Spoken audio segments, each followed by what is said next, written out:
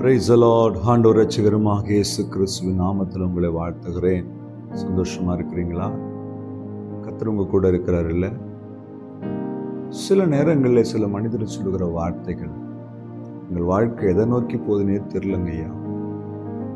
ஏதோ நாங்கள் எங்களுடைய மனம் போன போக்கில் ஓடிக்கொண்டிருக்கிறோம், விதியேன்னு ஓடிக்கொண்டிருக்கிறோம். ஒன்று தெரியுமா உங்களுக்கு? இந்த வசனத்துக்கு பின்பாய் கர்த்தர் உங்களோடு பேசுவார். பிலிப்பியர் 3ஆம் அதிகாரம் 14ஆம் வசனம். கிறிஸ்து இயேசுவுக்குள் தேவன் அழைத்த பரம அழைப்பின் பந்தய பொருளுக்காக இலக்கை நோக்கி தொடுகிறேன். நீங்க நினைச்சுக்கிறீங்களா உங்களையும் என்னையும் அழைத்தது ஒருவேளை ஒரு பாஸ்டர் எங்களை அழைச்சார், நாங்க வந்தோம், ஒரு விசுவாசி இயேசு குறித்து சொன்னதுனால வந்தோம்? உங்களையும் என்னையும் அழைத்தவர் ஆராதிக்கிற தெய்வம். எதுக்கு அழைத்தாரு? பரம அழைப்புக்காய் நம்ம அழைத்திருக்கிறார். இந்த பூமிக்குரியவுகளை சுதந்திரத்துக் கொள்வதற்காக கர்த்தர் நம்மை அழைக்கவில்லை, இதிலும் மேலானவர்களை சுதந்திரத்துக் கொள்வதற்காய் கர்த்தர் நம்மை அழைத்திருக்கிறார். ஒன்று நிச்சயம், என்னை உங்களையும் அழைத்தவர் ஆண்டவர் ஆகிய இயேசு கிறிஸ்து. நாங்கள் அழைக்கப்பட்ட அழைப்பு எப்படிப்பட்டது? பரம அழைப்பை எனக்கு வைத்திருக்கிறார். அழைத்தவர் யாருன்னு தெரியும், அழைக்கப்பட்ட அழைப்பு எப்படிப்பட்ட அழைப்புன்னு தெரியும். அப்ப அந்த அழைப்புக்கு நான் எப்படி பாத்திரவனாய் நடந்து கொள்ள வேண்டும் என்றால், எனக்கு வைத்திருக்கிற இந்த பந்தய பொருளை பெற்றுக்கொள்ளும்படி இலக்கை நோக்கி நான் ஓட வேண்டும், அதை பெற்றுக்கொள்ளும்படி ஓட வேண்டும். அன்பு தெய்வ பிள்ளையே, உங்களுக்கும் எனக்கும் ஒரு பந்தய பொருள் வைக்கப்பட்டிருக்கிறது. நித்திய ஜீவன் என்கிற பந்தய பொருள் வைக்கப்பட்டிருக்கிறது.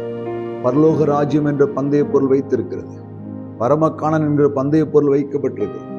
அதை சுதந்திரித்துக் கொள்வதற்கு, அதை பிடித்துக் கொள்வதற்கு, நம்மேல் வைக்கப்பட்ட அந்த பரம அழைப்பை உணர்ந்து கொள்ளுவதாய் நீங்களும் நானும் ஓடும்போதுதான் இந்த இலக்கை அடைய முடியும்.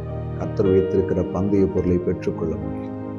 பவுல் சொல்கிறார், நல்ல போராட்டத்தை போராடினேன், என் ஓட்டத்தை முடித்தேன், விசுவாசத்தை காத்து கொண்டேன்.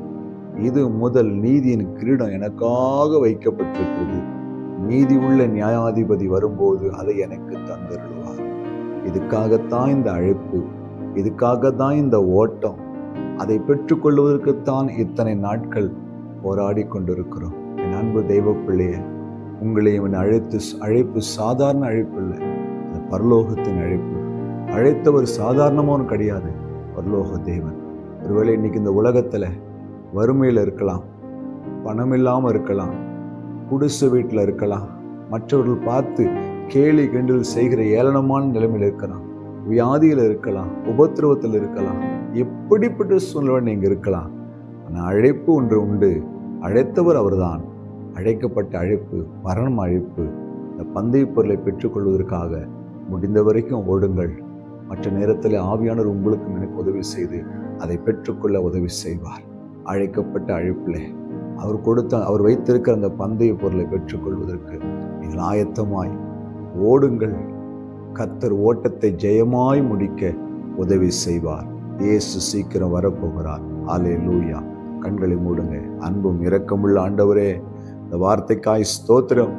எங்களுக்கு வைத்திருக்கிற அந்த பரம அழைப்பை பெற்றுக்கொண்டவர்களாய், பந்தய பொருளை பெற்றுக்கொள்ளத்தக்கதாய் நாங்கள் ஓடி ஜெயத்தோடு உம்மை சந்திக்க உதவி செய்யும். இயேசு கிறிஸ்துவின் நாமத்தில் பிதாவே, ஆமென். அல்லேலூயா. God bless you.